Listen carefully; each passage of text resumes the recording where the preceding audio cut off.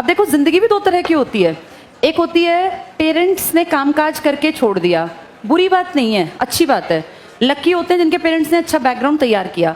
पर ये बैकग्राउंड ना बेटा ऐसा होना चाहिए जिसमें तुम्हें भी मेहनत करनी पड़े। जैसे मेरा ये मानना है, अगर किसी के घर में रेंटल इनकम है, इनकम बुरी नहीं है, अच्छी बात है, लेकिन रेंटल इनकम कहीं ना कहीं अगली पीढ़ी को काम ना करने का एक कारण दे देती है कि भैया कुछ भी नहीं करेंगे तो लाख रुपया वहाँ से आता ही आता है।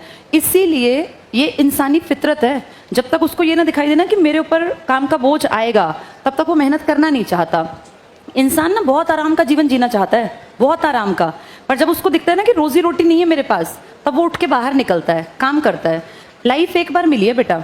अच्छी जिंदगी वो है जो एक अच्छे शरीर, अच्छे दिमाग, अच्छे मन के साथ बिताई जाए। जो गलत चीज़ों में पड़ गए, सिर्फ इनकम का एक सोर्स, पता है इंसान जब कुछ कमाने निकलता है ना तो उसकी ज़िंदगी बेहतर क्यों होती है? पढ़े हुए आदमी की ज़िंदगी बेहतर क्यों नहीं होती? क्योंकि उसको ना ज़िंदगी में एक टारगेट मिलता है। अब जैसे जो लोग वर्किंग हैं, सुबह उठे टाइम से उठेंगे, नहाएंगे धोएंगे, उनका एक ज़िंदगी में एक लक्ष्य, एक मोटो है, सुबह उठ के कि भैया मुझे दफ्तर जाना है, ऑफिस जाना है, स्कूल जाना है। ज़िंदगी में जब तक हमारे सामने कोई टारगेट नहीं होगा ना, तब तक हमारा काम करने का मन नहीं करेगा। अब तुम अपने आप को देखो, जो सुबह यहाँ आते हैं, एक टाइम होता है कि उस टाइम पे हमें उठ के तैयार होना है, फिर सेंटर के लिए निकलना है। बहुत सारे बच्चे जो इस टाइम पे घर बैठ के पढ़ते होंगे ना बेटा, मैं 100% श्योर हूँ उनमें से ज़्यादातर सुबह 9 बजे तक नहाते भी नहीं होंगे, क्योंकि उनको लगता है कि क्लास जब शुरू होगी करना ही क्या है, बेड पे पड़े पड़े अपना, या टेबल चेयर एक आधा जो समझदार होगा, नहीं तो अपना बेड में घुसे घुसे क्लास ले लेंगे। उनकी लाइफ उन्हें लग रहा है बड़ी अच्छी चल रही है। पर जब तक इंसान शरीर को, दिमाग को, बुद्धि को थोड़ा सा परेशान ना करे ना, तब तक वो काम पे नहीं लगते। तो वो जो बेड में पड़े पड़े सोच रहे ना कि हमने क्लास पढ़ ली, उनकी क्लास का रिजल्ट तुम जो यहाँ सुबह उठ के नहा धो के आके बैठे हो ना, तुमसे आधा भी नहीं आएगा। वो 1 दिन 2 दिन तो चल सकता है, लेकिन 6 महीने 8 महीने किसी की आदत इतनी खराब हो कि उठ के उसको अपना सुबह ना नहाना ना धोना, जैसे जिंदगी ना हेल बन जाती है बेटा, नरक। सबसे बढ़िया जिंदगी पता है क्या है? जिसको काम है ना, तो आपकी लाइफ के दिन भागते हैं। मैं सुबह उठती हूँ ना बेटा, अब मैं पढ़ाते पढ़ाते मुझे रात हो जाएगी। मैं कल लगभग रोज़ ही, कल क्या 8 से 10 बजे तक मेरी क्लास होती है रात में, 8 से 8:30 तक यूट्यूब पे, फिर 8:30 के 5-10 मिनट में लिंक वगैरह बनते हैं, फिर मेरी इसकी हिस्ट्री की स्पेशल क्लास है, और फिर मेरी हरियाणा जीके की। ये 2 घंटे मेरे कहाँ जाते हैं? मेरे दिमाग में सिर्फ और सिर्फ पढ़ाई रहती है, मुझे पता ही नहीं चलता। अब मैं सुबह पढ़ाने लगी थी 9 बजे, और लगभग 1:30 बजे तक मुझे पढ़ाना है। इस बीच में मेरे दिमाग में कोई बात ही नहीं आती, किसी भी तरह की कोई टेंशन, कोई परेशानी आती नहीं। ये जिंदगी का सबसे बेहतर टाइम होता है जब आप काम कर रहे होते हैं, क्योंकि उस टाइम पे आप सब कुछ भूल के सिर्फ और सिर्फ सारा दिमाग काम में लगा रहे होते हैं। तो मुझे तो लगता है कि जिसको काम दिया है ना ईश्वर ने, वो इस धरती पे सबसे ज़्यादा लकी हैं। और जिनको ज़्यादा आराम की आदत पड़ जाती है ना, वो लोग कभी भी ज़िंदगी में, देखने वालों को लगता है यार इसके मौज है, मौज नहीं होती बेटा। ये मरना सबने एक दिन है ही। जितना इस बुद्धि का, शरीर का, दिमाग का इस्तेमाल कर लोगे, उतनी तुम्हारी वाहवाही हो जाएगी। तुम जितने लोगों के नाम इज्जत के साथ लेते हो ना, उन सब ने मेहनत कर रखी है, उन सबके पास ऑप्शंस थे। रविंद्रनाथ टैगोर के पिताजी देवेंद्रनाथ ठाकुर थे, उनके दादा द्वारिकानाथ ठाकुर थे, उस जमाने के अमीर, जैसे आज अंबानी हैं। लेकिन रविंद्रनाथ टैगोर ने मेहनत का कमा के खाया। उन्होंने बहुत मेहनत की, अपनी खुद की यूनिवर्सिटी बनाई थी। पहले एक छोटा सा स्कूल बनाया था, एक पेड़ के नीचे खुले में पढ़ाते थे, फिर कुछ बच्चे आए, कुछ भाग गए, कुछ नहीं आए, धीरे धीरे धीरे करके। जैसे उनके पास कितनी बढ़िया जिंदगी थी, कुछ ना करते, पढ़े रहते। लेकिन आज जिस इज्जत से तुम रविंद्रनाथ टैगोर के बारे में जानते हो, बात करते हो, पढ़ते हो, इतनी इज्जत कमा के जाते, उस आदमी को मरे भी 100 साल हो जाएंगे कुछ दिनों बाद, 70-80 साल हो गए उस आदमी को मरे हुए भी। लेकिन उन 80 सालों में उनका नाम धूमिल नहीं हुआ, उनका नाम इज्जत के साथ हम अगली पीढ़ियों को बताते हैं। रविंद्रनाथ टैगोर का नाम अमर है। ये वो लोग हैं जिनके पास पूरी जिंदगी ऐश करने के साधन घर में रखे थे, लेकिन इनको लगा कि नहीं, जिंदगी बेहतर बनानी है। स्वामी विवेकानंद का नाम, सुभाष चंद्र बोस, कितनी बड़ी नौकरी, जिसको स्वर्ग की नौकरी कहते थे, उस पे लात मार के और देश के विकास के लिए काम किया। तो ये जो इनकम होती है ना बेटा, रेंटल वेंटल, इससे पीढ़ियां, उन्हें लगता है कि वो ऐश कर रही हैं, लेकिन पढ़े लिखे लोग जानते हैं कि ये तो सिर्फ और सिर्फ बिगड़ने का साधन है। जरूरी है ये फील करना, तुम्हारे पास कितना ही पैसा हो बैग पे, एक चीज होती है सेल्फ रिस्पेक्ट, अपनी खुद की इज्जत। ये पता है मन से कब आती है? जब हमने कमी में रहते हुए, गरीबी में रहते हुए भी कुछ बेहतर करके दिखाया हो। ऐसे लोग अपने मन से अपनी इज्जत करते हैं कि मैंने जिंदगी में बेहतरीन, जितना मैं कर सकता था या कर सकती थी, उतना हासिल किया। जो तुम कर रहे हो ना, रोज ये सोचा करो कि मेरी कंडीशन में, सेम कंडीशन में क्या इससे बेहतर काम किया जा सकता है। अगर इसका उत्तर हाँ है तो तुम कहीं ना कहीं कमजोर हो, और अगर इसका उत्तर ना में है, सोच के कि हाँ यार जितना मैं बेस्ट कर सकता था, कर सकती थी, उतना कर रहे हैं, तो बेटा ठीक हो तुम। हर आदमी को जहां जिस परिस्थिति में है उसमें से बेस्ट बाहर निकालना है। और ये बेस्ट किसका? अपना, अपने मन का, अपनी आत्मा का, अपनी बुद्धि का।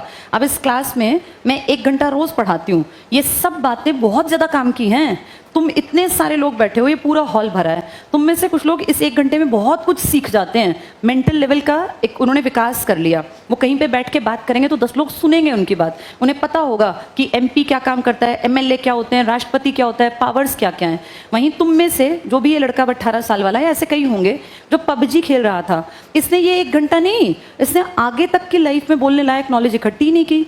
ये कहीं 4 पढ़े लिखे लोगों में बैठेगा तो इसकी इज्जत बढ़ेगी बिल्कुल नहीं। फिर क्या होता है, सर्कल भी वैसा ही बनेगा। अगर आप अच्छे और काबिल है ना, तो आपका सर्कल भी अच्छे लोगों का। आप में काबिलियत नहीं है, कोई भी पढ़ा लिखा अच्छा इंसान आपका दोस्त कैसे बनेगा बेटा? जब शादी ब्याह करते हैं ना, अब आज की डेट में तो कोई ये नहीं देखता कि आपका पिछला परिवार ज्यादा कैसा था, पहले यही देखते थे। अब क्या देखते हैं कि आप क्या हैं, सब ये पूछते हैं लड़का क्या करता है। पिछले दादा परदादा बहुत अच्छे नामी गिरामी थे, इससे लोगों को फर्क नहीं पड़ता, क्योंकि बेटा अब की जो पीढ़ी है ना, वो ये देखती है कि इस लड़के में सेल्फ रिस्पेक्ट भी है या नहीं है। आज से 50 साल पहले सिर्फ बाप दादा ने अच्छा घर बना रखा है गांव के हिसाब का, और 8-10 भैंस खड़ी हैं, खेत बढ़िया हैं, तो लड़के की शादी आराम से। लेकिन आज कोई भी लड़की के फादर आके सीधा पहला क्वेश्चन होता है लड़का क्या करता है ना?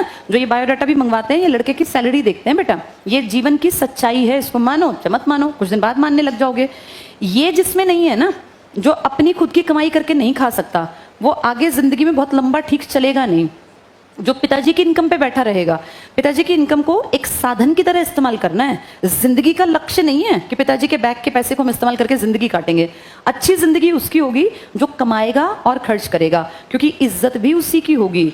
घर बैठे बैठे जिंदगी नहीं कटेगी। अभी तुम बहुत यंग हो, जिंदगी बेटा बहुत लंबी है, तुम्हारी एवरेज एज में 20 साल मानूं, तुम्हें 40 साल तक अपने जीवन का कोई ना कोई गोल, जिसके लिए तुम रोज काम कर सको, जो तुम्हें रोज ताकत दे कि मुझे 5 बजे 6 बजे उठना है, मुझे इस काम पे जाना है या मुझे पढ़ना है। जिसकी जिंदगी में गोल नहीं होता ना, उसकी जिंदगी तबाह होती है, और वो 100% नशे की तरफ चलेंगे ही चलेंगे। जब जिंदगी में कोई लक्ष्य नहीं तो क्या करोगे?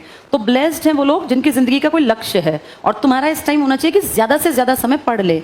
ये पबजी खेलना और ये फालतू के काम, ठीक है कभी तुम्हें लगे कि भाई 15 मिनट आधा घंटा हमने रील देख ली, मैं ये नहीं कह रही फोन त्याग दो, आज की जरूरत है, फोन तुम्हें यूज करना पड़ेगा, कोई बात नहीं, एक टाइम तो रखो। और जिस टाइम अच्छी क्लास चल रही है जिससे कि हम 10 लोगों के बीच में बोलने के लायक बन सकते हैं, उस क्लास को क्यों गवा रहे हो? उसको तो सुन लो।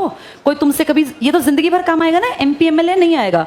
तुमने गाँव के नुक्कड़ों पर देखा है, लोग बैठ के डिस्कशन करते हैं। आदमी कितनी बार गाँव के लोग भी राजनीति की बातें करते हैं।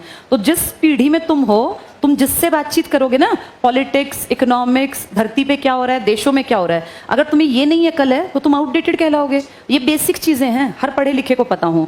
खेलना गलत नहीं है, पर एक टाइम बना लो, उस टाइम पे अपना थोड़ा 10-15 मिनट दिमाग को फ्रेश करने के लिए खेलता है इंसान। ये जितनी चीजें हैं ना, ये आपको रिक्रिएशनल एक वैल्यू देती हैं, पर इसकी एक लिमिट होनी चाहिए। डेली आधा घंटा, हद से हद 1 घंटा, बस इतना सोशल साइट्स पे एक्टिव होना बहुत है। उससे तुम्हें पता चलता रहेगा देश दुनिया में चल क्या रहा है। पर कुछ गधे इतने हैं कि वो पूरा पूरा दिन रील पे रील, रील पे रील, रील पे रील। ये रील बनाने वाले भी सोचते हैं कैसे बेवकूफ लगेंगे, कितने मिलियंस मिलियंस में हमारी रील देख रहे हैं, और इतनी वाहियात जिसका तुम्हारी जिंदगी में अगर सोचो तो कोई योगदान नहीं है।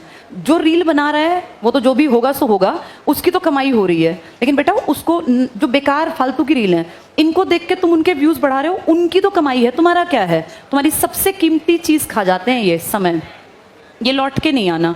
तो टाइम वेस्ट मत किया करो। अच्छे परिवार से, अच्छे घर से हो तुम, तभी यहाँ बैठे हो। अगर बिल्कुल भिखारी, बिल्कुल गरीब होते ना, बीपीएल के भी नीचे, तो यहाँ तक पहुंच ही ना पाते। यहाँ पहुंचने वाला हर बच्चा ठीक ठाक परिवार से है, लेकिन वो ठीक ठाक उसको बना के रखना है, मेंटेन करना है, तो इसलिए मेहनत करो, पढ़ो।